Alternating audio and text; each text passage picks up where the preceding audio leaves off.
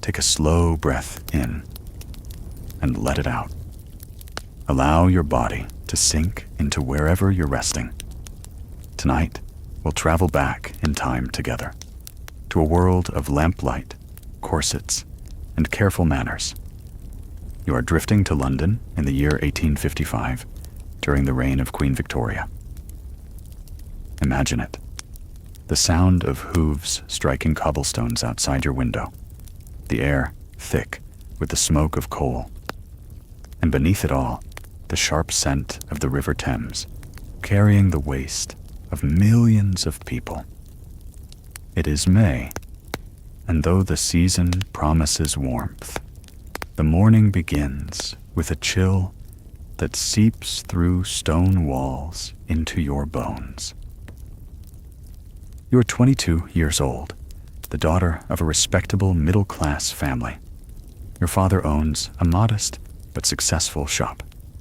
You have a roof over your head, decent food, and fine enough clothes.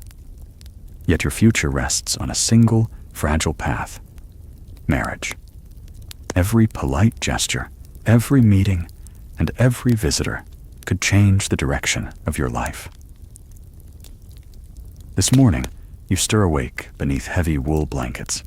The bed is stiff, the cotton sheets scratchy. Your toes curl against the icy wooden floor when you swing your legs out. Privacy is scarce in this world. As soon as you rise, your maid, Mary, enters. She carries a coal scuttle, 30 pounds heavy, and lowers it by the fireplace. You watch her hands, darkened with soot, as she arranges kindling and coal in quick, practiced movements. A spark catches, glowing, and little by little, the cold begins to loosen its grip. "Good morning, miss," Mary says softly, brushing her apron with her fingertips. Your mother says you must be dressed properly today. The Weatherbees are calling this afternoon with their son. Your heart gives a little flutter. The Weatherbees. Their son, Thomas, has returned from India, where he spent years working for the East India Company. He is 26, older, experienced, and perhaps wealthy. For weeks your mother has whispered about this visit. You know well. It is not simply social. It is an evaluation. Mary lays out your finest dress, deep blue wool, trimmed with tiny mother-of-pearl buttons that your mother spent months saving for. Then she places the corset on the bed. You gaze at it with dread. Each morning you are laced into that rigid cage of whalebone and cotton, pulled tight until your breath comes shallow and light. Beauty demands sacrifice. Layer upon layer follows. The thin chemise, the corset, the bustle pad, the heavy petticoats. By the time your gown settles over your shoulders, you are carrying nearly 15 pounds of fabric. Your hair is pulled smooth at the center and arranged into a fashionable style, curls framing your face, just so. When you look into the mirror, you see pale skin, natural lips, and eyes framed by dark brows. No rouge, no powder. For an unmarried lady, cosmetics are unseemly. Purity and modesty are your only adornments. Breakfast is brought: porridge, a slice of fresh bread, and strong black tea. As you eat carefully, mindful not to stain your gown, your mother enters. She closes the door behind her. Even in her middle years, she is graceful, though her eyes are lined with care. She settles on the edge of your bed, her voice gentle but firm. "Daughter," she begins, "you know why the Weatherbees are coming today. Their son needs a wife. You need a husband. It is practical, but it can also be pleasant, if both of you behave with care." She lists the rules. Do not accept gifts. Such things are only for engaged couples. Do not touch him unless your father formally introduces you. Let him lead the conversation, but show intelligence without contradiction. Watch him closely. Notice how he speaks to the servants, how he handles small inconveniences. These, she tells you, will reveal his true character. Hours crawl by as you wait. You try to read poetry in the small family library, but the words swim before your eyes. You hear the cook's pans clattering in the kitchen, the maid sweeping coal dust from the steps, the milkman calling out his wares in the street. From the window, you see passers-by, ladies in wide skirts, a gentleman tipping his hat in respect as he rides past on horseback. At last, the hour nears. You are seated by the parlor window, where the light falls gently, just as your mother instructed. The air is heavy with beeswax and fresh flowers. Your father checks his pocket watch, again and again. The clock strikes 3. A knock at the door. Coats rustle, walking sticks click against the stand, and polite greetings murmur in the hall. Then they appear. First, Mr. Weatherby, an older man, stooped, silver whiskers framing his face. Then, Mrs. Weatherby, round and warm in her burgundy silk. And finally, Thomas himself. He is taller than you expected. His brown hair is neatly parted, his face lean, framed by mutton chop whiskers. His skin carries a golden tint from years beneath an Indian sun. His gestures are careful, deliberate, almost military. He wears a dark frock coat, a high collar that seems almost too stiff. Your father introduces you. You rise gracefully, curtsying just enough, neither too deep nor too shallow. Miss Hartwell, Mrs. Weatherby says kindly. At last, we meet. Thomas bows. His voice, when he speaks, is deeper than you imagined, with a faint trace of an accent from abroad. You meet his eyes only briefly before lowering them, as propriety requires. The visit begins like a play, each role rehearsed. He asks about London's rain. You ask about the heat of Bombay. His description of air thick as soup makes you smile, a real smile, not the practiced one. He notices. Tea is served. You watch him thank Mary as she pours, a small gesture, but telling. When your mother spills her cup, he is quick to rise, offering his handkerchief without hesitation. Yet in that moment, when porcelain shattered against the table, you saw something else. He flinched, not just startled, but tense, alert, as though preparing for danger. It passed quickly, but you remember. An hour passes, as etiquette demands. As the family prepares to leave, Thomas pauses to speak quietly with your father. Their conversation is hushed, deliberate. Then Thomas returns, his eyes steady. With your father's permission, he says, I would be honored to call on you again. Perhaps Sunday afternoon? Your pulse leaps. You answer softly. That would please me very much, Mr. Weatherby. When the Weatherbys depart, your mother immediately begins her assessment. His posture, his politeness, his considerate actions. Your father adds his financial prospects, his savings, his future with the company. But you are quiet.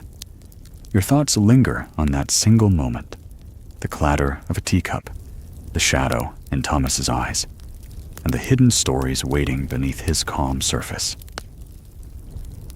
And so, with the day fading, your heart beats with a mix of nervousness and anticipation. This is the beginning, the start of something that may decide the rest of your life. Relax your shoulders. Let your breath settle. Tonight, we return again to 1855, London. The days have passed since that first meeting, and now it is Sunday, the day of Thomas Weatherby's second visit. The week between has felt endless, each hour heavy with expectation. You've replayed every detail of that first afternoon in your mind. The careful way he bowed, the brief warmth in his eyes, the steadiness of his voice, and, most of all, that fleeting moment of tension when the teacup shattered. What had he remembered? What ghosts followed him home from India? But today is different. Today he comes not with his parents, but alone. The formality is still there, but softened. The first test has been passed. Now begins the delicate rhythm of courtship. The house stirs with quiet preparations. In the kitchen, cook bakes small cakes to serve with tea. Your mother arranges fresh flowers in the parlor vase, adjusting them again and again until every petal seems intentional. And you, well, you choose your dress with care. Not the deep blue gown from before, but something lighter, softer, a pale green fabric sprinkled with tiny white blossoms. Your mother insists it flatters your eyes. Mary buttons you into it, her fingers nimble, and sets a ribbon at your waist. She ties your gloves carefully, smooths your skirts, and pins your hair into neat coils. When the clock nears 2, you feel your pulse quicken. Each tick echoes in your chest. Then, a firm knock at the door. Thomas stands in the entry, holding a small bouquet. Sweet peas, purple and white, delicate, fragrant. He bows slightly as he presents them. From my mother's garden. I thought you might enjoy them. You accept, careful to let your gloved fingers brush his only for an instant. The touch is so brief, yet your skin tingles. You bury your face in the blossoms to hide a warmth rising in your cheeks. They are lovely, you whisper. Sweet peas, he says softly. I hoped they might be your favorite. The parlor feels smaller with just the two of you, though your mother sits nearby with her embroidery. She pretends to focus on her needle, but her ears, are listening to every word. Conversation begins, and it flows with surprising ease. He tells you of his boyhood, growing up the youngest of 4 sons, always striving to prove himself. You smile at the thought of a lanky boy running after older brothers, determined not to be left behind. You share your own small stories, lessons at the girls' school, the hours spent learning French phrases, the piano pieces you still practice, though never quite master. He listens intently, his eyes bright, as if these simple details matter. At one point, he leans back slightly, as though admitting a secret. I confess, London overwhelms me now. After 4 years away, the noise, the crowds, it feels like I've forgotten how to be properly English. You pause, thoughtful. Perhaps, you say gently, it is not about being properly English at all. Perhaps it is about finding your own way to be English after everything you've seen. His eyes lift to yours in surprise, as though you've touched something he hadn't dared speak aloud. He inclines his head. You are very perceptive, Miss Hartwell. The hour passes swiftly, far faster than that first formal visit. There's laughter now, soft, careful, but genuine. Your mother sets her embroidery down only once to pour tea, and you catch the faintest smile tugging at her lips. When Thomas departs, he bows again, promising to return the following Sunday. The door closes, and your mother's restraint breaks. He seems quite taken with you, she says, her voice bubbling with quiet excitement. You retreat upstairs, the sweet peas still in your hand, their fragrance lingering. You press them gently between the pages of your book, hoping to preserve this moment. The Sundays begin to weave together, each one carrying you further into this quiet dance of courtship. On the second Sunday, You speak of books. He asks what you read, and you hesitate before admitting you prefer novels to poetry. Novels are still frowned upon, frivolous in some circles. Yet instead of disapproval, he smiles. Novels show life as it is. Poetry shows life as we wish it to be. Both have their place. On the third Sunday, he speaks of India more openly. He describes the monsoon rains, how the streets flooded, how the very air grew thick with heat. You listen, eyes wide, unable to imagine such intensity. He does not boast. His words carry the tone of someone marked by those experiences, humbled by them. By the fourth Sunday, something shifts. His questions become more personal, though never improper. He asks what dreams you hold for your future, and you, cautiously, admit one of them, that you long to see more of the world than just London. Even Brighton, you say, almost embarrassed. Even that would feel like an adventure. He chuckles softly. Perhaps one day, who knows, life can surprise us. Your mother watches all of this, sharp-eyed, though she says little. After each visit, she finds reasons to remark on Thomas's manners, his posture, the way he laughs at your father's jokes.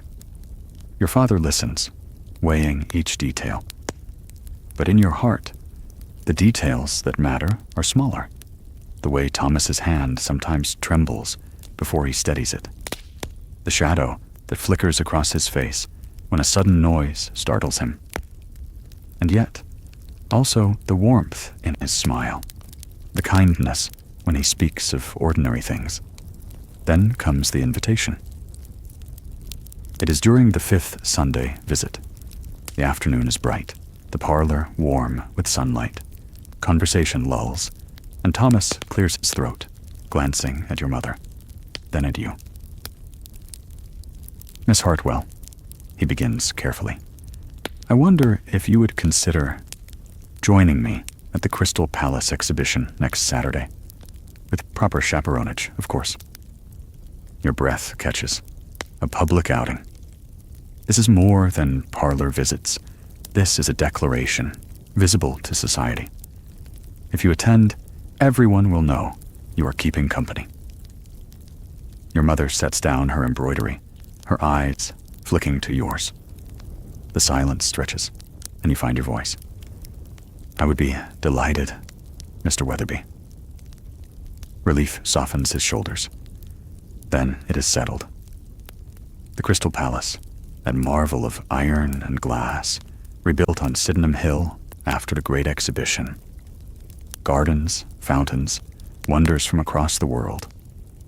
You have read of it, but never imagined you might go with a suitor. That night, as you lie awake beneath your heavy quilts, you imagine walking beneath its vast arches of glass, Thomas by your side. The thought both terrifies and excites you. And so, the first stage of courtship ends. What began as a formal inspection has grown into something deeper. Each Sunday visit, each glance, each word carefully measured yet rich with meaning. The days to come promise change. You can feel it already. The delicate balance of duty and desire, of propriety and longing. Somewhere within you, beneath the layers of corset and fabric, a quiet flame is beginning to glow. The story of Thomas Weatherby and Miss Hartwell is only just beginning. Breathe slowly, in and out. Tonight, we step once more into the cobbled streets of Victorian London. The year is still 1855, and spring is ripening into early summer. The air carries the mingled scents of smoke, horses, and blossoms from small gardens tucked between rows of houses. It is Saturday, and you are preparing for what may be the most important outing of your life so far. Today, you will accompany Thomas Weatherby to the Crystal Palace at Sydenham Hill, a place of wonder, spectacle, and modern invention. the journey to Sydenham Hill. The morning begins with quiet anticipation. Your dress, chosen days in advance, is of deep blue silk, the finest you own. It shimmers softly in the light, paired with a matching jacket and a modest hat adorned with ribbons. White kid leather gloves protect your hands, and in your reticule you carry only the necessities: a lace handkerchief, a small vial of smelling salts, and a few coins. Thomas arrives promptly, as always. This time, he has secured a landau carriage, open-topped, so that you may enjoy the fresh air and the views. Aunt Caroline, stern and sharp-eyed, is your chaperone. She settles opposite you, her hat bristling with feathers, her posture as rigid as the rules she represents. London unfolds before you as the carriage wheels clatter along.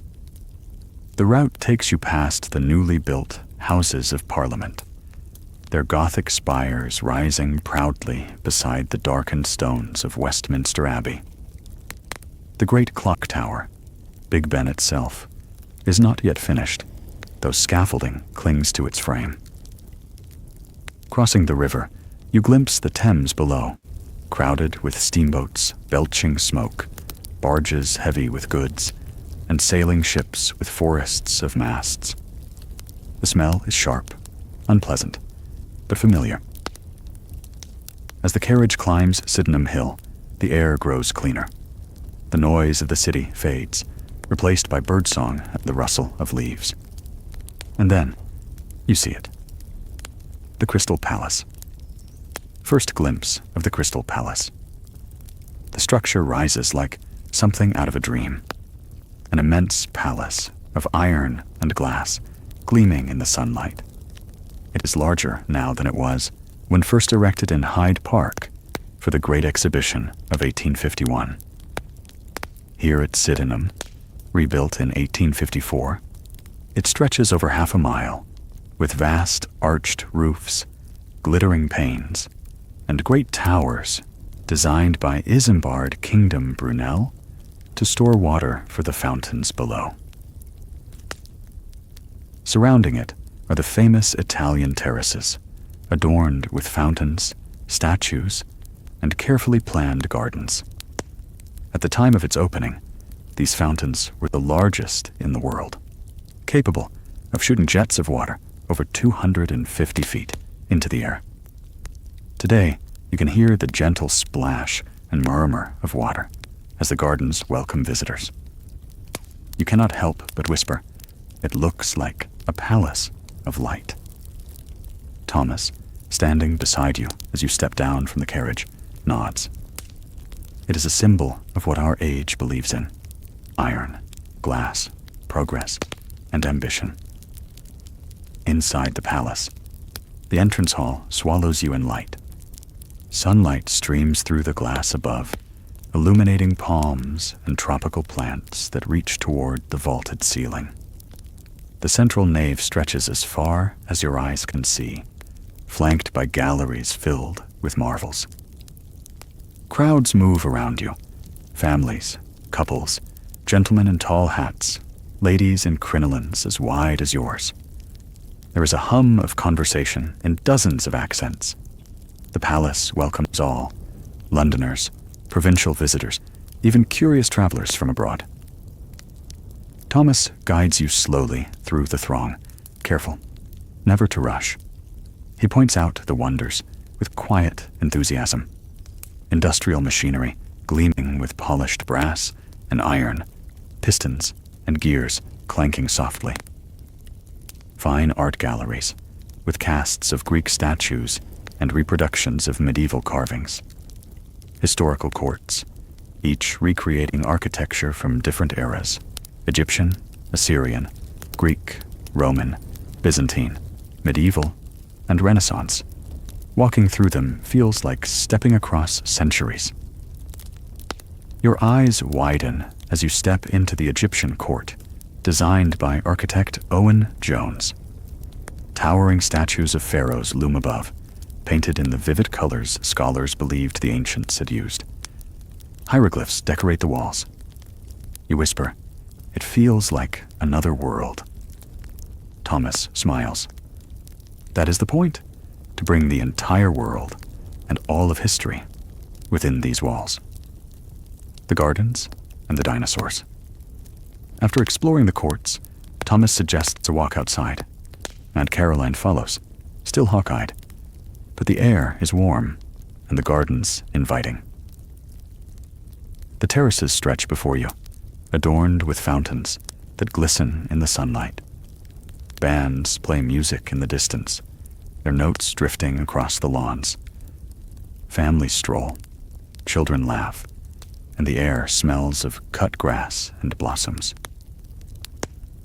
Further along, Thomas leads you towards something you have heard whispers about: the Crystal Palace dinosaurs. In a landscaped park beside the lakes, life-sized sculptures of prehistoric creatures rise from the earth. Created in 1854 by sculptor Benjamin Waterhouse Hawkins, these are the first attempts to model dinosaurs for the public. You pause before a great stone beast, an iguanodon. Its bulk is squat, reptilian, with powerful legs and a blunt snout. Nearby, a pair of megalosaurs crouch by the water's edge, their stone bodies painted to seem lifelike. Children gasp in delight. Some adults chuckle skeptically. But to you, it is astonishing. Proof of how the Victorians are stretching their imaginations, seeking to understand a world long vanished. Thomas leans closer, lowering his voice so only you can hear. When I was in India, I sometimes wondered if we truly know so little of our own Earth. These creatures, they remind us of our smallness. You glance at him, hearing in his tone both wonder and something else, perhaps a recognition of the limits of human certainty. A quiet moment. Later, you rest in one of the tea rooms. Aunt Caroline busies herself with a scone, leaving you and Thomas a moment of fragile privacy. His voice drops. "Miss Hartwell, forgive me if I am bold, but I have found myself looking forward to these afternoons more than I imagined." Your heart skips. You look down at your gloved hands, folded neatly in your lap. "I too have enjoyed them," you answer softly. He hesitates, then says carefully, "I had hoped to speak more plainly of my intentions, but perhaps not here, not today." You understand. Such matters must be approached with formality, with your father's blessing. Still, his words warm you, sending a soft ripple of anticipation through your chest. Evening return. As the sun lowers, the glass palace glows golden. The fountains shimmer, the air cools, and the crowds begin to thin. You ride back to London with Aunt Caroline watching, but in your mind, images replay endlessly. The statues, the fountains, the stone dinosaurs, and, most of all, Thomas's quiet confession. Back in your family home, you undress slowly, your gown heavy with the scents of the day. Grass, water, warm air. Lying in bed, you close your eyes and whisper to yourself, "Everything is changing." And you are right, for courtship has now stepped beyond parlors and polite conversation. You have walked beside him, spoken more freely, and glimpsed the man beyond the suitor. The Crystal Palace may be made of glass and iron, but for you, it has become a symbol of something more delicate, the fragile, shimmering beginning of love.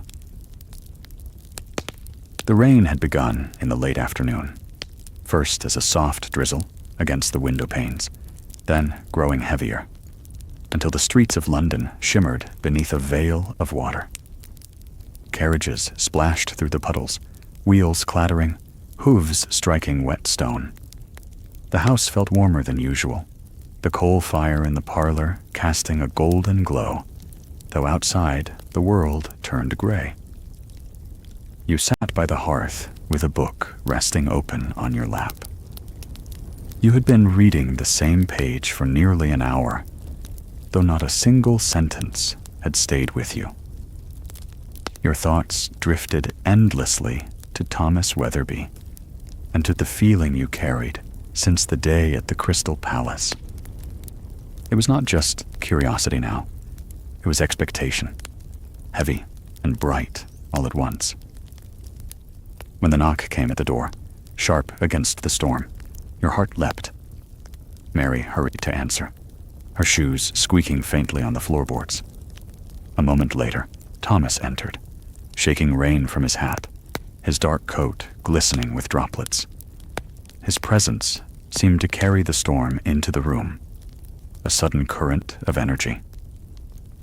Your father rose at once to greet him, shaking his hand firmly. Your mother, seated with her needlework, lifted her eyes, watchful. You closed your book slowly, slipping it onto the table beside you. Thomas's voice was calm, though you detected a weight beneath it. Mr. Hartwell, Mrs. Hartwell, thank you for allowing me to intrude on such a wet evening. I come with a purpose. Your father gestured toward the armchair opposite. Pray sit, Mr. Weatherby. We are honored by your visit. The fire crackled softly between them. Thomas sat, his gloves folded neatly in his hand, though his fingers tightened and loosened around them, as though seeking courage.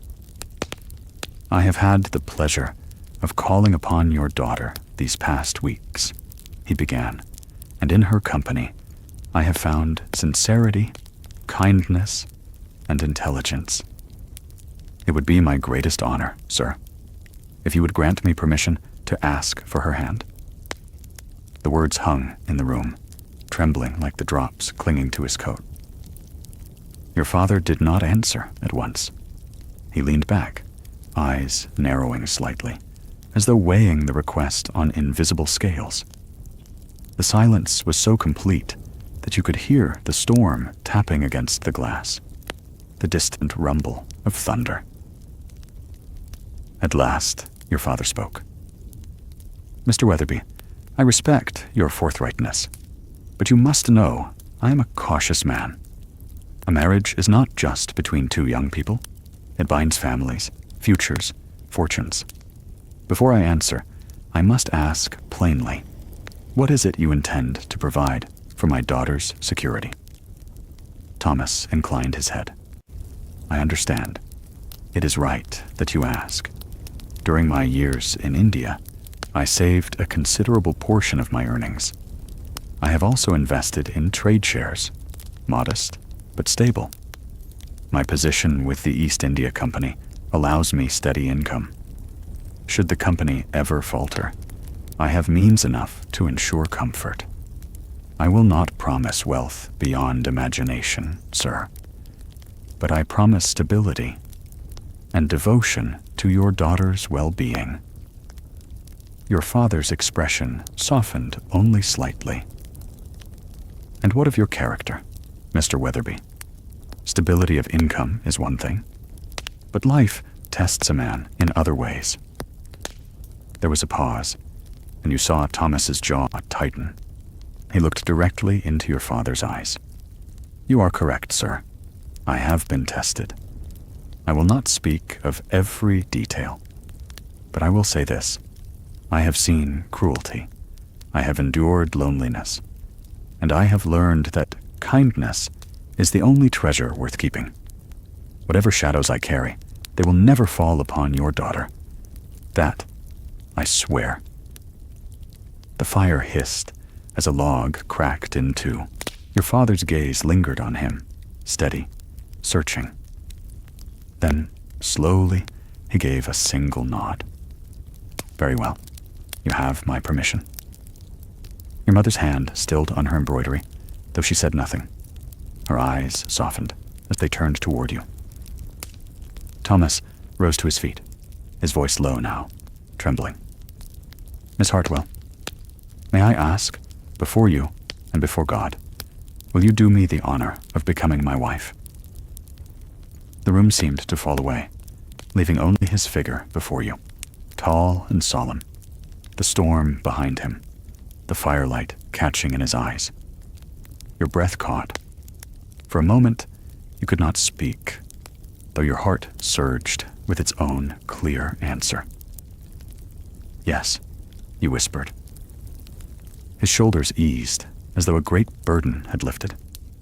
He bowed, not as a suitor now, but as something closer, something real.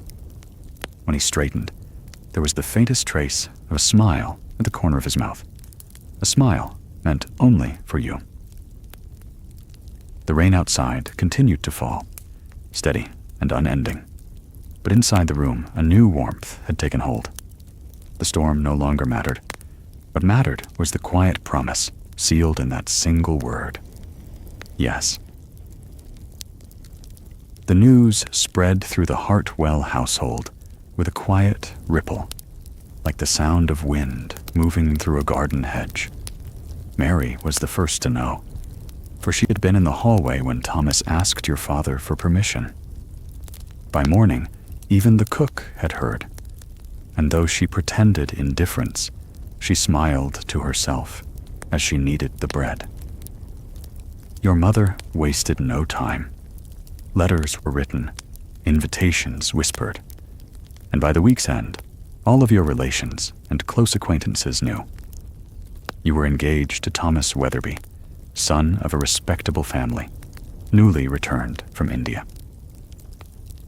In Victorian society, an engagement was more than a promise between two souls. It was a declaration to the world, a bond recognized publicly and sealed by propriety. The moment it was announced, you ceased to be simply Miss Hartwell. You were now a betrothed woman, your name already paired with another, your future marked out in the eyes of others. The presentation of the ring. On a quiet afternoon, Thomas returned to the parlor bearing a small velvet box. He opened it slowly before your parents.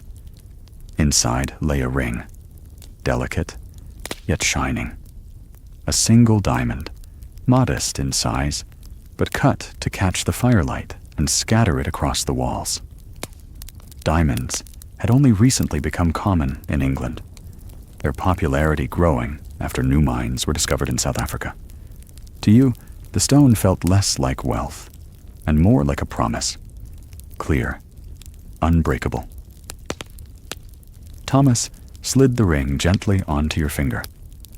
His hand trembled slightly as he did so, and though propriety demanded restraint, you could not help the warmth that spread through you at his touch.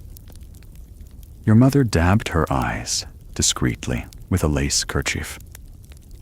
Your father cleared his throat, more gruff than sentimental, but there was pride in his gaze. Visits and introductions. The weeks that followed were filled with calls and visits. Relatives came to the house, offering congratulations, some with genuine joy, others with sharp eyes calculating your fortune. Aunts whispered about dowries, cousins giggled behind gloved hands, and elderly uncles spoke gravely of responsibility. Thomas endured it all with calm dignity. He stood beside you as you were paraded before family and friends, answering their questions, smiling at their remarks, always polite, always steady. And yet, in private moments, you glimpsed something softer. The way his eyes sought yours when a conversation grew tedious, or the way his hand brushed yours lightly as you moved through a crowded room. One evening, you were invited to dine with the Weatherbys. Their home was larger than yours, richly furnished, filled with paintings collected during their son's time abroad. Mrs. Weatherby greeted you with warmth, pressing your hands in hers, her eyes alight with excitement. Mr. Weatherby was more reserved, his manner formal, but he too seemed pleased. The dinner was long, course after course served by quiet-footed maids. Conversation drifted from politics to trade, from India to the growing changes in London, railways, factories, new inventions. You listened, speaking when spoken to, careful with each word. Yet when the men withdrew to the study for brandy and cigars, Mrs. Weatherby leaned close to you. "My dear," she whispered, "you have given Thomas a light he did not have before. He returned from India with shadows in his eyes. Since knowing you, I see them lifting." Her words lingered with you long after the evening ended. The social rituals. Engagement brought with it a cycle of obligations. Afternoon teas, walks in the park under chaperonage, church services where you and Thomas sat side by side, careful not to let your hands meet. Every gesture was observed, every smile weighed. Society watched closely, ready to gossip at the first hint of impropriety. But beneath the rules, a quiet understanding grew. In each shared glance, in the cadence of his voice when he spoke your name, you felt the bond strengthening. One Sunday, after church, you and Thomas walked the garden path behind your father's house. Aunt Caroline followed at a distance, pretending interest in the rose bushes. Thomas leaned close, his words barely above a whisper.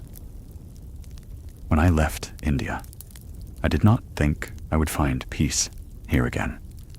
But with you, I feel as though the noise of the world quiets." You lowered your gaze, your cheeks warm. And with you, you replied softly, "The world feels larger, as though I might step beyond it at last." Preparations begin. Talk soon turned to the wedding itself. Your mother began making lists: guests, fabrics, flowers, the church, the reception. Seamstresses were summoned to take your measurements for the gown. Bolts of white silk were laid across the bed, lace trims examined under lamplight. Your father spoke with Thomas and Mr. Weatherby about settlements, dowries, and contracts. These discussions were held behind closed doors, but their weight was heavy in the house. For in Victorian England, marriage was as much a financial arrangement as it was a union of hearts. Yet, in the quiet of your own room, you slipped the diamond ring from your finger and held it up to the candlelight. Watching the flame fracture into tiny sparks, you thought not of contracts nor dowries, but of the man who had placed it there and the promise it carried. A hint of shadows. Still, not all was light. Now and then, you caught the flicker in Thomas's expression when a sudden noise startled him, or when someone spoke of India too casually. He never spoke openly of what he had endured, but you sensed it. Ghosts walking behind him, shadows that clung no matter how brightly he smiled. And yet, you felt certain, whatever he carried with strength. And perhaps, in time, with your presence, those shadows might fade. The weeks of engagement unfurled gently, like the pages of a book being turned. Each day brought small rituals, each night dreams of what lay ahead. The promise of a wedding glimmered on the horizon, as steady as the diamond upon your hand. Morning light sifted through gauze curtains, turning the dust in your room to slow, falling snow. Ever since the proposal, the house had taken on a different rhythm, a purposeful hush, as if every floorboard and teacup understood there was work to be done. Your mother moved like a small, determined general, lists multiplying in her neat hand. Your father disappeared into his study with Mr. Weatherby for long, quiet conferences. Mary learned a new choreography of errands, ribbons, and pins. The first decision was the church.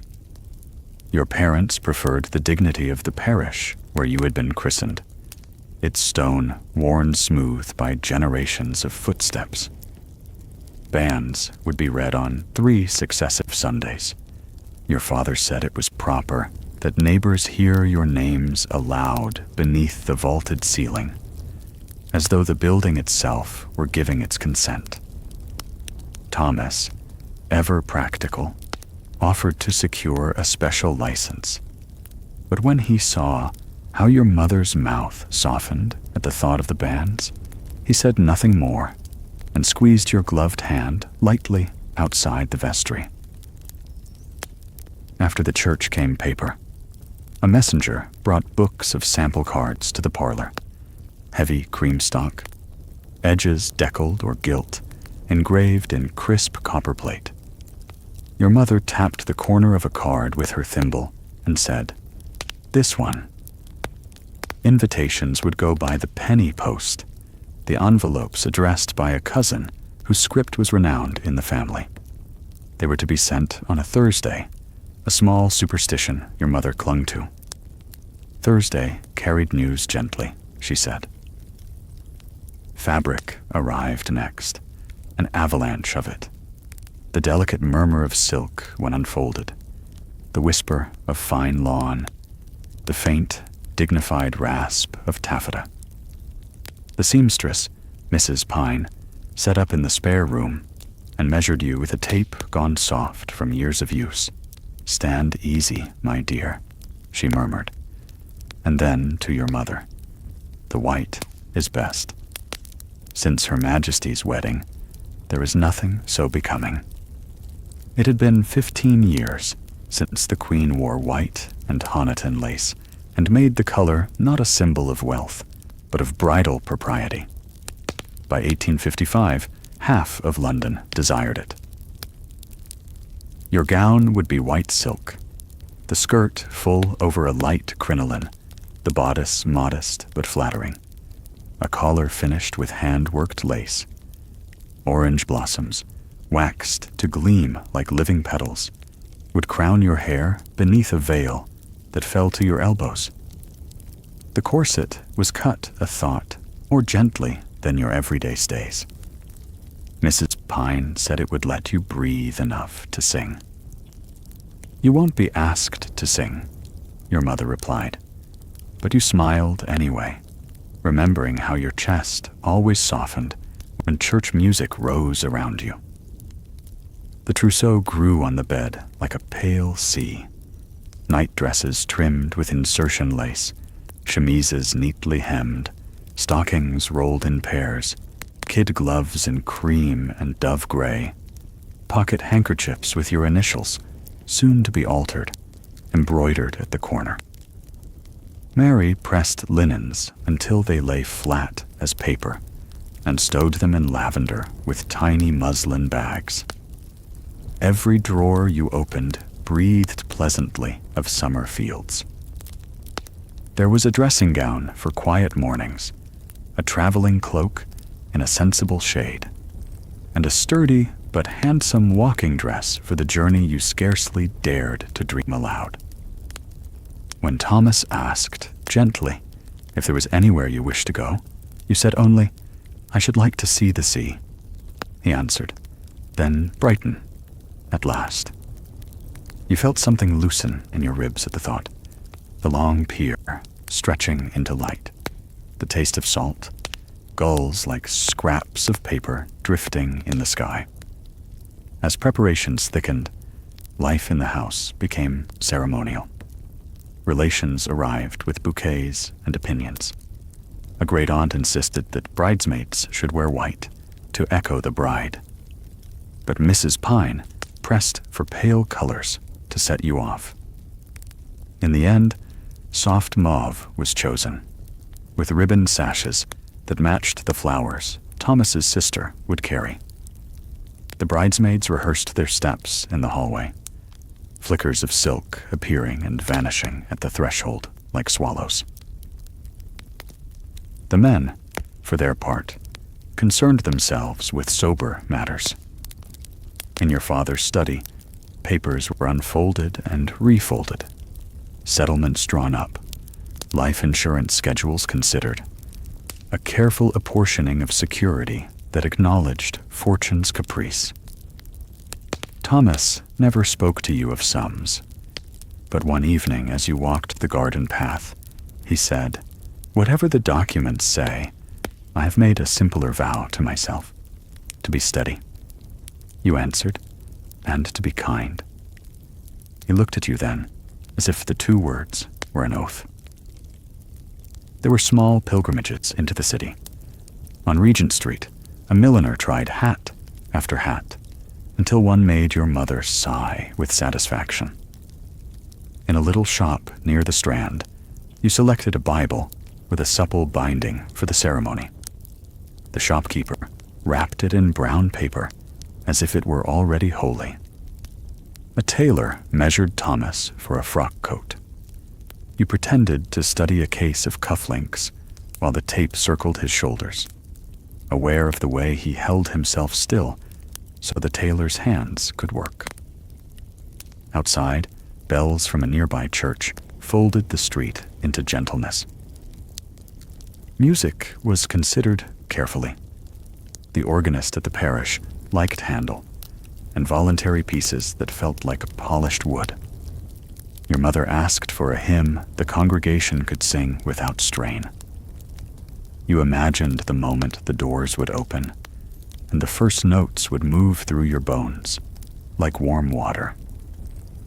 Some friends spoke of the new fashion for photographs, no longer the stern, silvered plates of a decade ago, but prints pulled from paper, like ghosts made tangible. A young photographer in Bloomsbury proposed a portrait of the couple after the ceremony.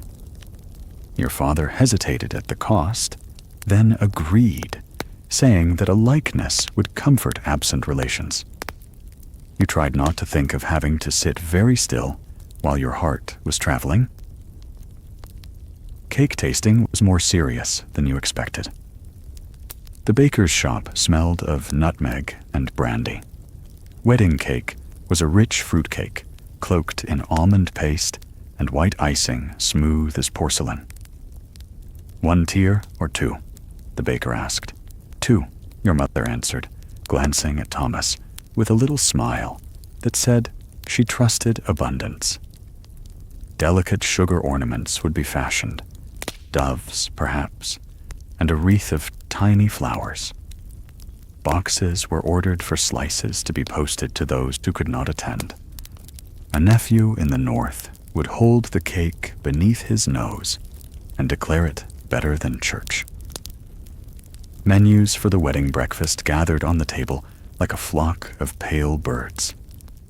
There would be savory pies and jellies that trembled, cold ham shining under glaze, salmon with watercress, baskets of rolls, a pyramid of grapes, small ices that melted too fast on warm tongues. Tea, coffee, and, if your father yielded, champagne for the toasts. He did yield eventually, looking martyred and pleased at once. Gifts began to arrive, carefully wrapped and accompanied by calling cards. A silver butter knife engraved with initials, a pair of candlesticks, a teapot as plump and flawless as an egg, a rolled sampler from a cousin who had stitched for months by lamplight. Your mother arranged everything in the front room to be admired, a museum of next things. You were touched by the modest offerings as much as the grand. A bundle of hearth brushes from Mary, bought with careful coins, made your throat ache. You told her the brushes were exactly what you had hoped for, and she laughed, knowing a kindness when she heard it. There were fittings, and then more fittings. Mrs. Pine pinned the final hem while you stood on a little carpet, your feet planted, breathing as she had taught you, slowly, as if sipping air through a straw. "You'll glide," she murmured. smoothing the skirt with the flat of her hand. The veil was tried on in the late afternoon, when light is soft. Lace made the room seem further away, as if you stood inside snow. Your mother watched, without speaking, a hand pressed to her throat. Some evenings, when the house had quieted, you found Thomas alone in the parlor, reading by a lamp whose light barely held the corners at bay. He would set the book aside when you entered, and for a few precious minutes you spoke without the weight of expectation, of small memories, of tastes you liked, of how the first spring rain always smelled, somehow, like iron. Once, a carriage rolled too fast past the window, and the sudden rattle made him stiffen. He loosened by will and said, "Forgive me." You took his hand and said there was nothing to forgive, and he looked at your fingers around his, as if he had been handed back something he thought lost. The last Sunday, before the banns were complete, you sat with your parents in the pew while names were spoken. Hearing your own aloud, paired with his, was like stepping onto a bridge you had only seen on maps. After service, an elderly parishioner pressed a sprig of myrtle into your palm. "For the bouquet," she said, "for love that grows after the ceremony is done." You wore the scent of it home in your glove and tucked the sprig between the pages of your prayer book to keep it safe. Aunt Caroline oversaw the bridesmaids' practice one afternoon, clicking her tongue at miscounted steps and then rewarding accuracy with barley sugar from her bag. The girls' laughter rang through the hallway, a bright braid woven through the hush of preparation. Even your father smiled at the sound before returning to his papers. On the final fitting day, you stood again on the small carpet while Mrs. Pine circled, tucking, lifting, settling. When she was satisfied, she stepped back and let the silence speak for her. The mirror showed a figure you recognized and did not. The tilt of your head was yours. The steadying breath was yours. But the woman in white seemed to be listening for a different kind of music. Your mother came close and fastened a small brooch at your throat, the one her mother had given on her own wedding morning. "Something old," she said, and then, with a mischievous glance toward the parcel waiting on the bed, "and something new." Late that night, you opened the window and leaned into the cool air. Somewhere far away, a train called, a low, patient sound. You imagined its carriages carrying you and Thomas south to the sea after the breakfast and the toasts, after the posed photograph and the waving of handkerchiefs. You imagined the pier stretching ahead, wood beneath your feet, the horizon growing as you walked. Behind that vision, steadier still, was another. A small house lit against evening, a kettle beginning to sing, hands familiar on the latch.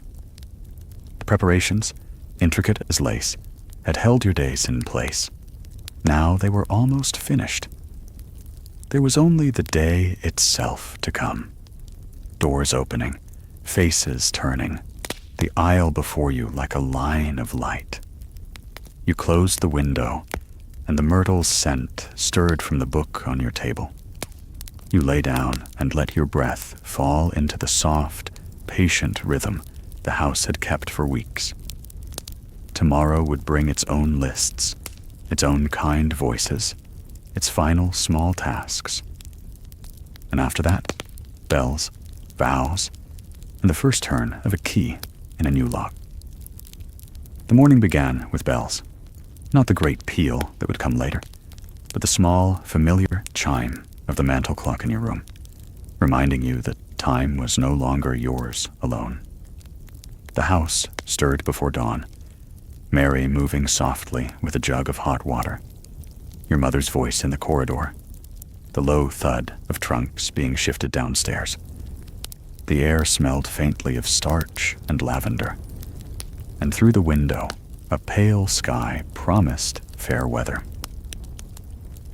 The gown lay ready across the bed, as though it had been waiting longer than you. White silk, heavy yet fluid, seemed to glow in the half-light. The veil, folded carefully, caught the faintest glimmer. Orange blossoms rested in a box beside it, their waxen petals cool to the touch. When Mary lifted the gown to help you dress, the fabric sighed against her hands, and for a moment you felt yourself no longer a girl in her room, but someone stepping into a role shaped by centuries. Dressing was a ritual of patience. Stays fastened, ribbons tied, stockings smoothed, slippers slipped on. The gown settled around you like a tide. The veil was the last. When lowered, the world grew hazy, softened, as though all harsh edges had been wrapped in gauze. Your mother adjusted it with trembling hands, then pressed her lips briefly to your cheek. Neither of you spoke. Words would have broken the fragile hush. Downstairs, carriages waited. The horses stamped, their breath misting in the cool air.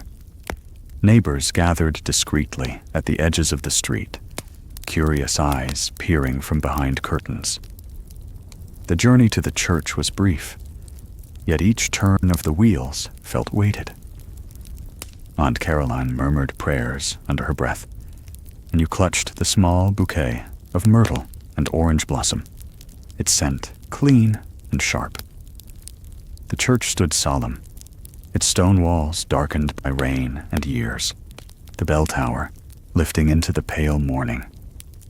Guests pressed inside, their whispers mingling with the rustle of skirts and the scrape of shoes on flagstone. The organ began, deep notes that seemed to rise from the very earth. The doors opened. Faces turned. The aisle stretched before you, long as a river. Your father's arm was firm at your side, guiding your first step, then another. The veil blurred the crowd, but not the man waiting at the far end. Thomas stood straight, his coat black, his cravat tied with precision, his eyes fixed on you with a steadiness that made the distance shrink. You felt the hush fall, not only of voices, but of breath itself.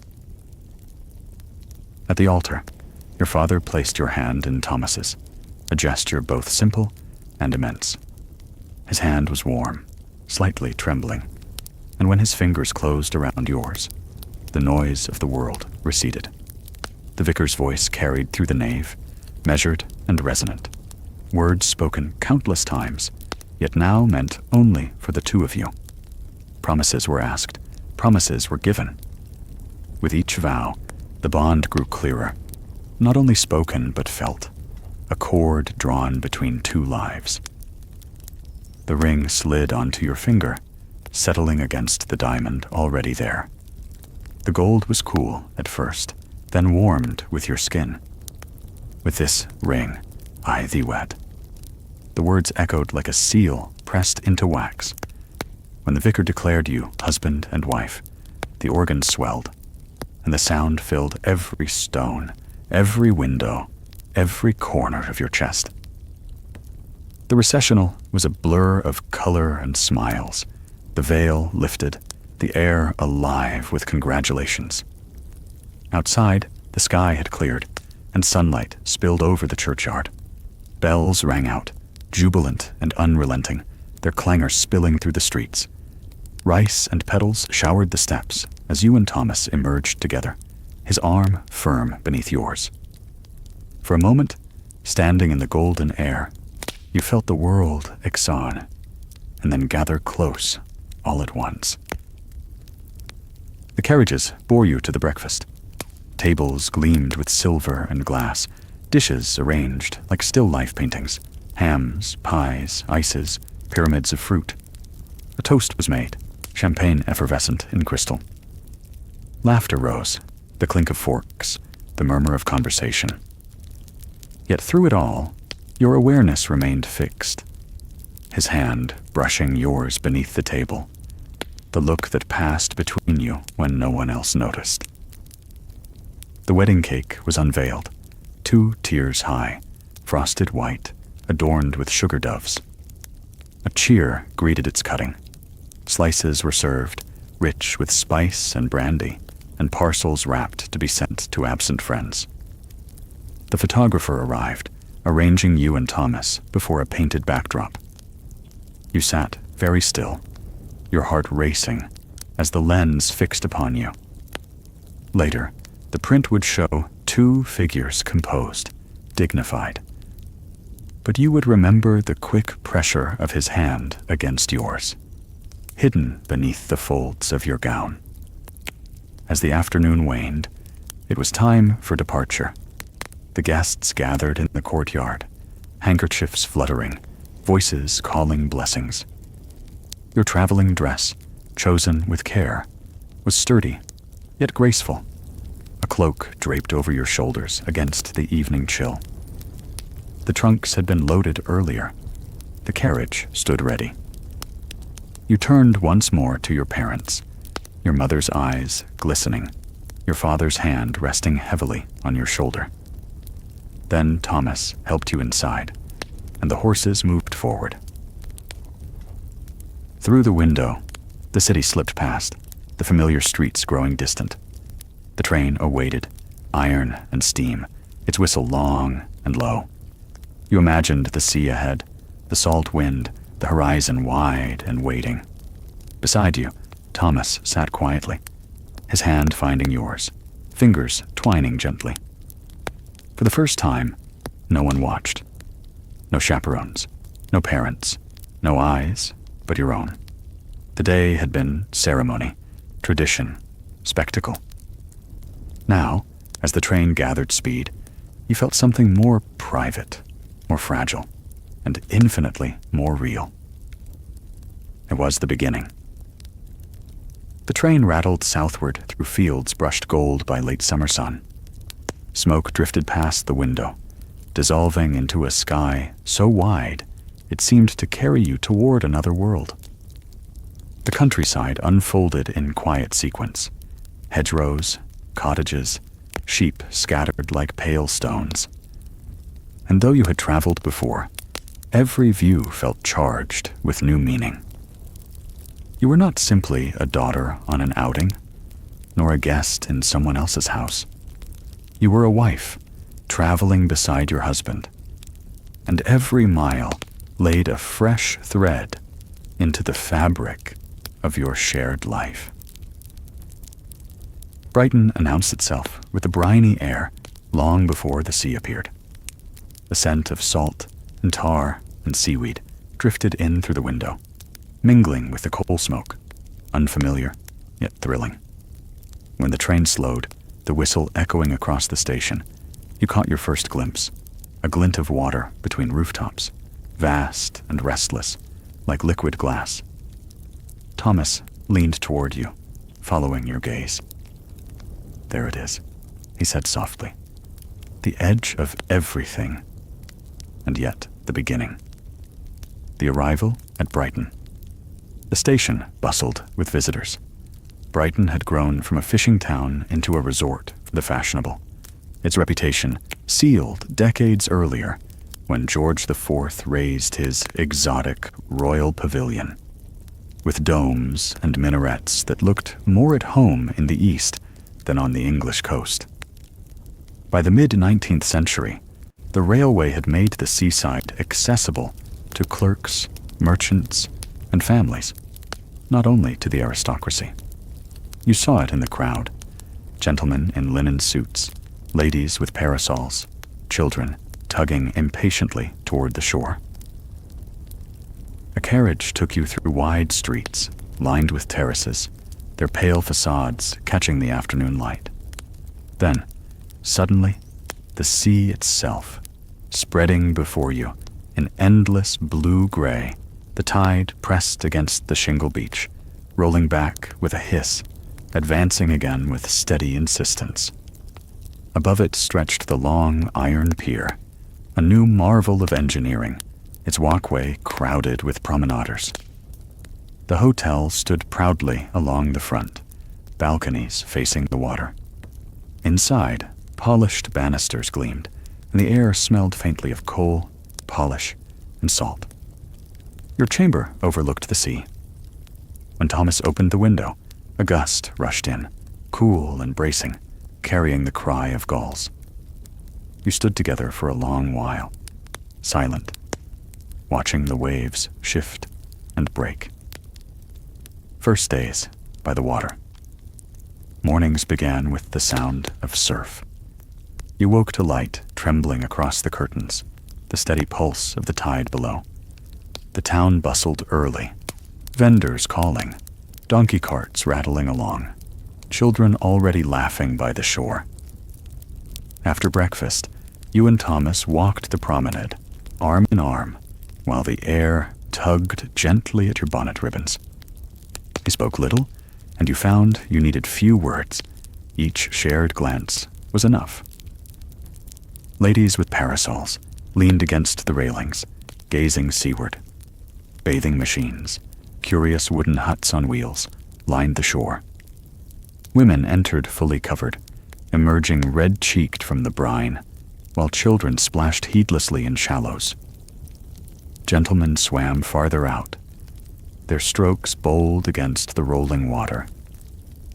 The sea was both play and medicine. Physicians recommended it for nerves, digestion, even melancholy.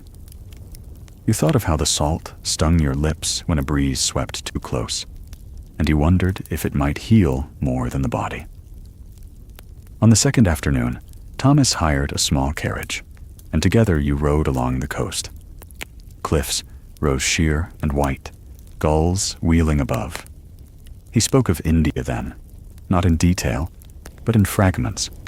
The heat, the monsoon rains, the way the jungle seemed alive even at night. It changes you, he said quietly, to live where everything is louder, brighter, and then to return here, where quiet has its own weight. He turned toward you, a faint smile softening his words. But this quiet is what I needed. You laid your hand over his, and he did not look away.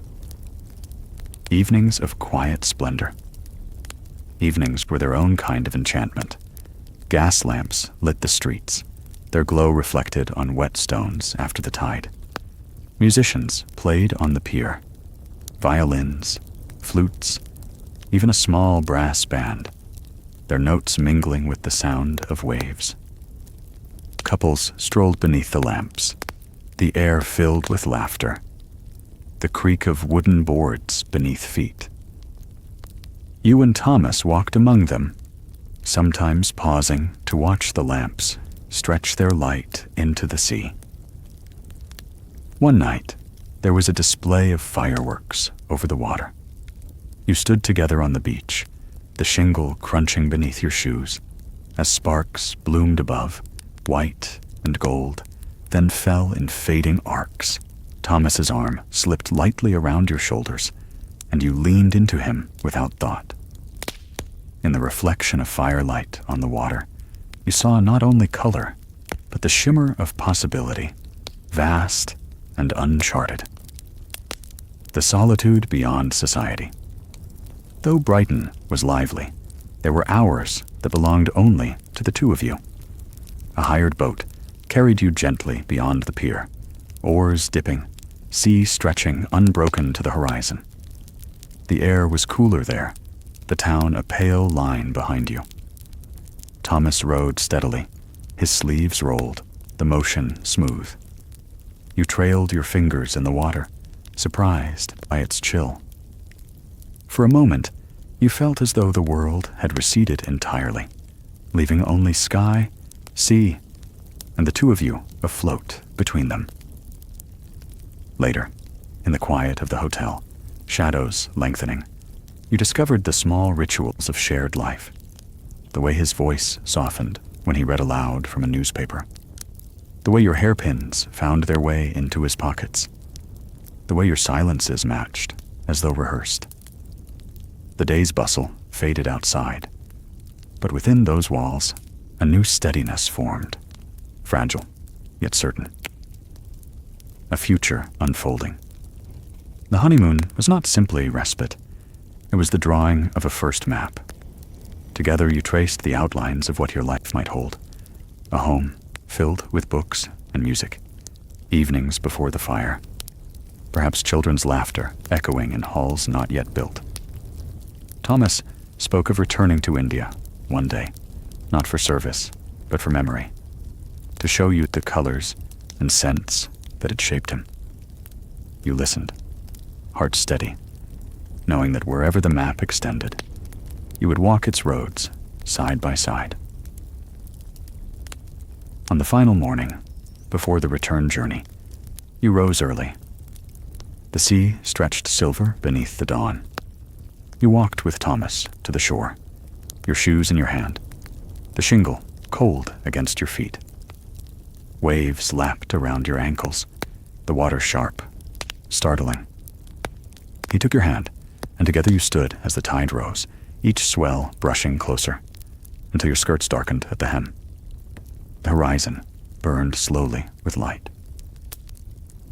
It felt like a vow renewed, not spoken this time, but sealed in the rhythm of water, the salt on your lips, the warmth of his hand enclosing yours. When you turned back toward the waiting carriage, the sea murmured behind you, endless, enduring, as if to remind you that beginnings are never a single day, but a tide that carries forward, unceasing. The train bore you back northward, its steady rhythm a reminder that even journeys of wonder must circle back to the ordinary. Brighton dwindled into memory, the taste of salt, the gulls crying against the wind, the pier receding like a dream. Ahead waited London, vast and unrelenting, its smoke and bells, its endless streets. Yet this time, you returned not as a daughter under her parents' roof, but as a wife, stepping toward a life newly your own. Arrival in London. When the train drew into the station, the air struck sharp with coal smoke and voices rising above one another. Porters hurried, carts rattled, families called greetings. You stepped down, Thomas steadying your hand, and for a moment the noise seemed to blur around you both. The carriages were waiting. One bore your trunks, another, with polished lamps, carried you through streets already familiar, yet different now. For the first time, you noticed not simply the shop signs and lamplighters, but the rhythm of people's lives moving alongside yours. Merchants opening shutters, boys running errands, women gathering water at pumps. You were no longer a passing figure, but a participant, with your own household waiting to be shaped. The new house. Your father had arranged the purchase months earlier, in anticipation of this day. The house stood on a quiet street, not far from Russell Square, its brickwork neat, its windows curtained with pale lace. Modest compared with the Weatherby residence, yet dignified, respectable. When the door opened and you stepped inside, the scent of polish and fresh paint greeted you. The rooms waited, echoing slightly, not yet softened by rugs or books, but full of promise. On the mantel, your mother had placed a small vase of roses. For welcome, her note read, left discreetly so as not to intrude. The gesture made your throat ache. You pressed the petals briefly to your cheek before setting them back in their place. Thomas walked through each room slowly, his hand brushing door frames as though memorizing their dimensions. "It will take time," he said, his voice low, "but it will be ours." Settling in.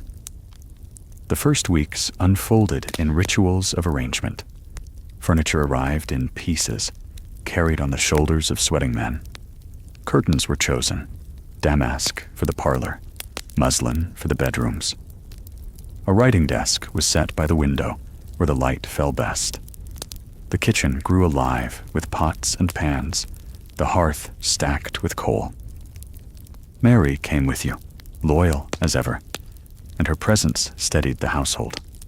She oversaw the scouring of floors, the unpacking of linens, the laying of carpets. At night, the house ceased to echo. It began to hum instead, filled with the rhythm of footsteps and the sigh of doors closing softly. Victorian domestic life carried its own patterns. Mornings began with post delivered through the slot, letters folded with wax seals broken at breakfast. Thomas read the newspaper, his brow furrowing at reports of India, of Parliament, of inventions that promised to reshape the world.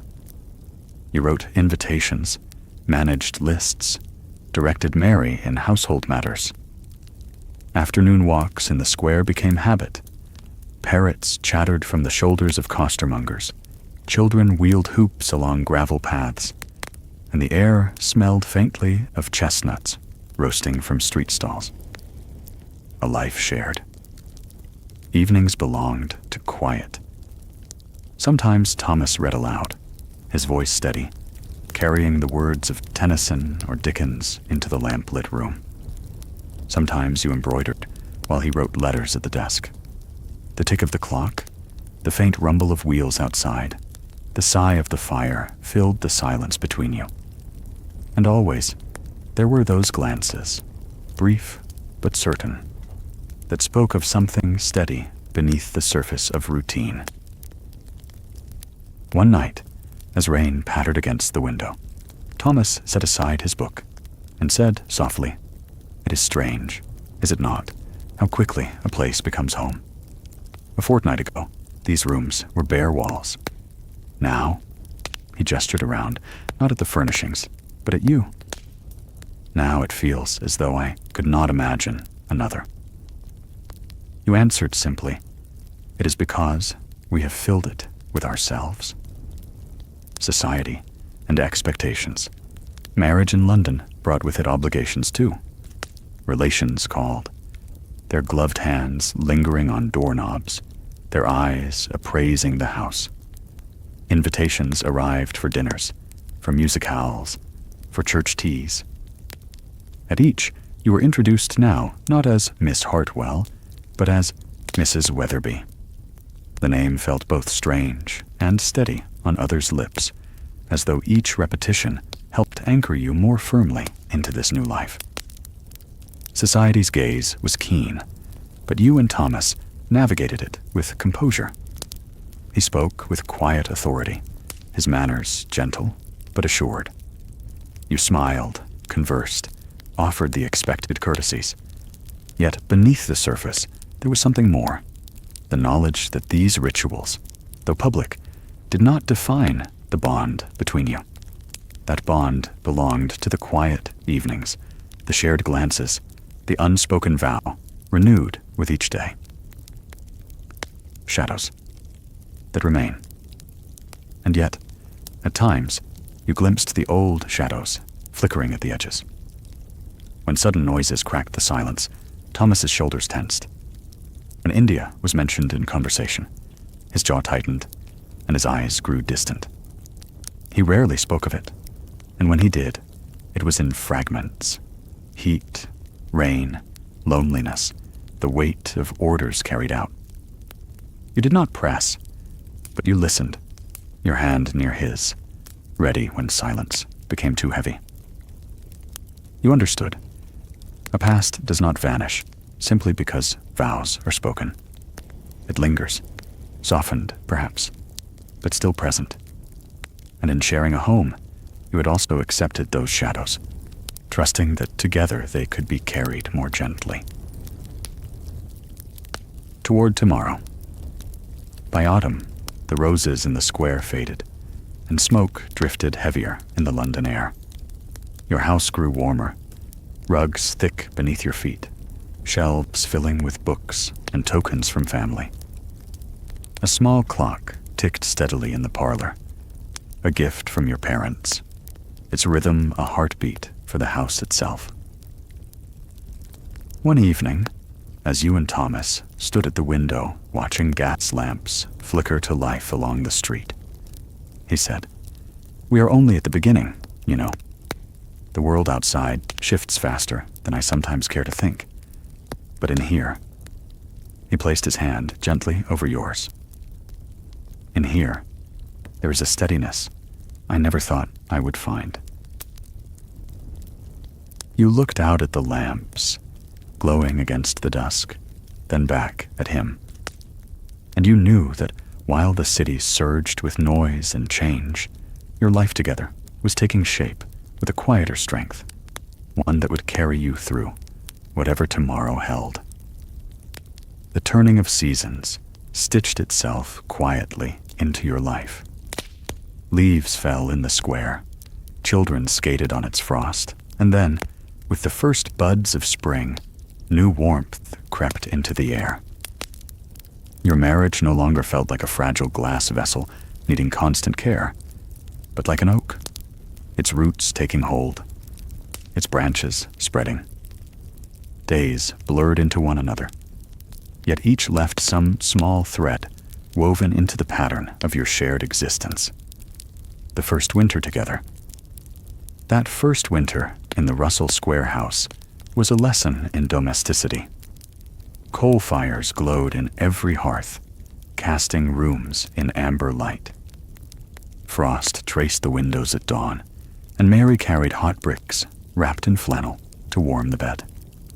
The city outside grew harsh, mud clinging to boots, beggars shivering in doorways.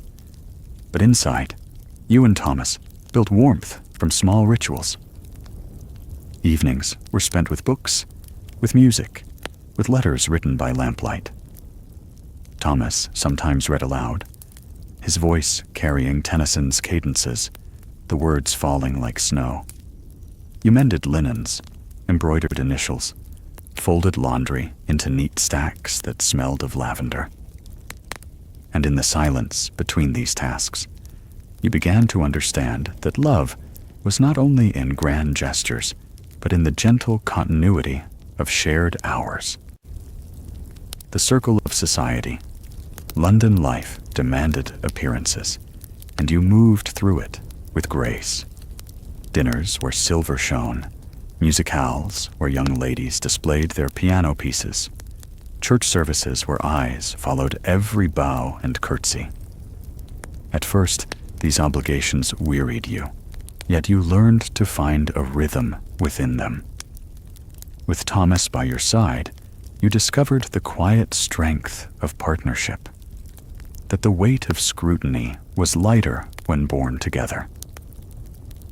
In these gatherings, people spoke of the world beyond, the Crimean War still vivid in memory, railways expanding across Britain, the telegraph stringing wires like nerves across the globe. In parlors, talk turned to Darwin's theories, to new machines, to novels that dared to question society. The world was shifting, restless, and yet, each time you returned to your own house, you closed the door on the noise and felt the sanctuary you and Thomas had made grow surer. Shadows of the past. The shadows did not vanish. At times, Thomas fell silent, his gaze fixed on nothing, his hand clenched tightly as though holding something unseen. Once, the crack of a carriage wheel on stone startled him so deeply that his teacup shattered against the hearth. He apologized fiercely, his breath unsteady. You touched his arm, not with questions, but with presence, and after a long moment, he exhaled, his shoulders loosening. You began to understand that healing was not swift, nor always visible. The past had carved its marks, but you were learning to live with them, not to erase, but to soften. And perhaps that was what marriage meant too, carrying what could not be changed, and offering gentleness where the world had been cruel. The first spring. With spring came renewal. The square bloomed with crocuses, and your walks grew longer. Children shrieked as they chased hoops along gravel paths, while young couples whispered on benches beneath budding trees. You and Thomas often paused to watch them, a quiet smile on his lips. "It is strange," he once said, "to see in them what we must have looked like. So hesitant, so certain all at once." At home, the garden behind the house began to stir. You planted herbs, rosemary, thyme, mint, while Thomas dug the soil, sleeves rolled, earth beneath his nails. In the evenings, the scent of mint steeped in tea filled the kitchen, reminding you that even in the heart of London, life could still root and grow. Letters and hopes. Letters from family brought their own weave into your days. Your mother wrote often, filling pages with domestic news, births, marriages, illnesses, the endless tide of life in the countryside. Your father's hand was more spare but steady, offering advice with a tone that blended affection and duty. You too began to write, to cousins, to old friends, to acquaintances made anew. In each letter, you found yourself described as Mrs. Weatherby, the name that once felt strange, now settling on the page as naturally as your own. One evening, as you sat at the desk, Thomas placed a hand lightly on your shoulder and said, "There will be more names, in time." His gaze softened toward the empty cradle your mother had sent, stored discreetly upstairs. You said nothing, only covered his hand with yours, a quiet understanding binding you both. A household in motion. By summer, the house moved with easy rhythm. Mary managed the kitchen with cheerful authority, the bells ringing for tea, for dinner, for small errands. The rooms grew layered with life, books stacked in corners, slippers left by the hearth, flowers from the market in vases that had once gleamed empty. Evenings sometimes held friends, cousins dropping by, neighbors calling. Laughter filled the parlor, and you found pleasure in the role of hostess, arranging cups, slicing cake, drawing conversation into harmony. The neighborhood, too, became familiar. The lamplighter nodded when he passed. The milkman tipped his cap. The grocer knew your preferences. The city no longer loomed as something vast and impersonal. It had shrunk, gently, into a network of known faces and small routines. Looking forward. One night, as summer deepened and the windows stood open to let in the faint scent of roses from the garden, you and Thomas sat in the quiet parlor. The lamps burned low. The house hushed. He looked at you with a calm unlike any you had seen in his eyes before. "I thought I had left myself behind in India," he said, voice low. "But here, in this house, with you, I begin to think I have found myself again." You said nothing at first, only reached across the small table and took his hand. In that silence, in the soft glow, the future seemed less like something to be feared and more like a path waiting, long, uncertain, but walkable, so long as you walked it together. The end of the beginning. Thus unfolded the first year. Days of quiet tasks, evenings of gentle companionship, moments of shadow and light braided together. Marriage proved not a single vow spoken once, but a vow lived daily, in patience, in kindness, in the steady weaving of lives, until they became inseparable. The story was not an ending, but a beginning, one written not in grand gestures, but in the rhythm of footsteps across a shared threshold, in the scent of herbs from a small London garden, in the steady warmth of a hand held through the dark. And as the clock in the parlor ticked softly, marking the hours into memory. You knew with certainty. A new life had unfolded, and it was yours together.